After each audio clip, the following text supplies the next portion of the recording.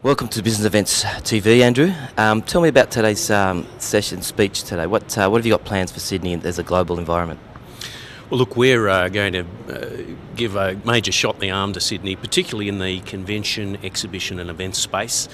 Complete redevelopment of the Darling Harbour precinct. That's going to take about 3 years, so we're going to have an interim facility to keep events and exhibitions coming to Sydney over that 3-year period at Glebe Island. So it's an exciting time for the industry ahead. We've got to deliver something that's going to continue to attract those events and exhibitions.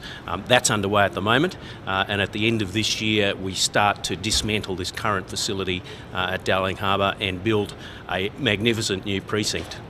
And have you had any feedback from international visitors, delegates and associations?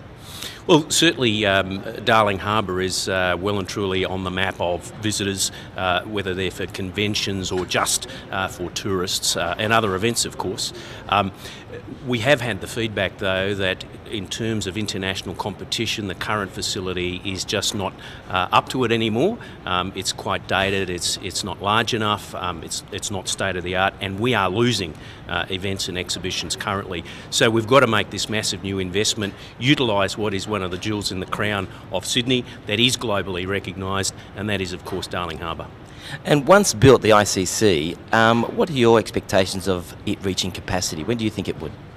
Well, I think the ICC, once that global reputation is established, will probably reach capacity within 10 to 20 years. We saw that with this current facility. When it was first built, people were saying, you know, why are you building it so big? This is going to be a white elephant. Well, the fact is it filled very, very quickly, and in fact to the point now where it's not up to the job anymore. So I expect we're already getting lots of interest for events up to 5,000 delegates coming out of places like China or India. Once we've got that new state-of-the-art integrated facility, I think that demand's going to grow. Fantastic. And how the growth of the international market, how do you think the ICC will cater for that?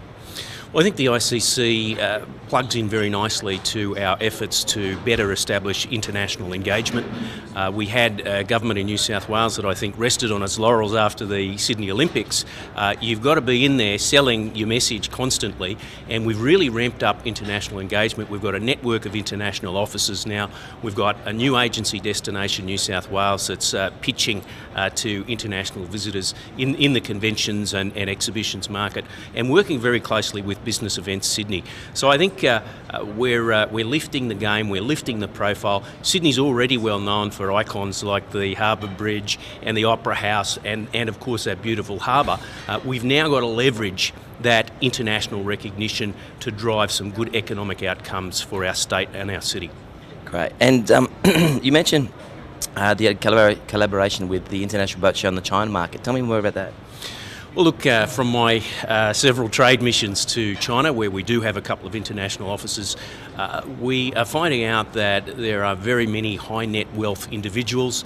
These people are looking for a home for their money. They love Australia, and they also love boating. So this is the planets aligning, and I'm certainly working closely with the boating industry, but also the exhibitions industry to try and bring that wealth in China, that love for boating and that love for Australia together through the industry here.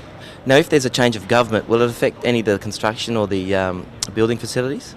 No, this project is going ahead regardless of what government is in Canberra. They don't have any contribution towards this project. It is a public-private partnership. The New South Wales government is paying a sum of money over a 25-year period for the construction and the operation of the ICC. The private sector is building a hotel and also some residential facilities down towards Haymarket. So this is locked in, it's a contract, it's happening, and it will be delivered by 2016, regardless of whether it's Kevin Rudd or Tony Abbott in the lodge.